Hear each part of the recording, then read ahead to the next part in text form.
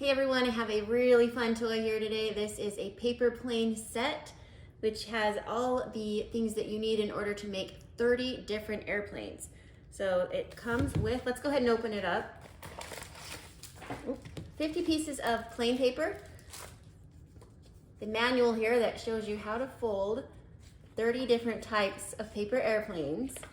And then some really fun printed design paper that the kids can make their airplanes out of. So we'll open that up and show you the different kinds of paper. This is a very creative and fun way to play, great for adults and children that want to work on something together and have a good time working together and collaborating. It's also fun for a group of kids, a birthday party, flying these and seeing how far you can go. You can do science with this. So very fun. Let's open this up, make some planes and try them out.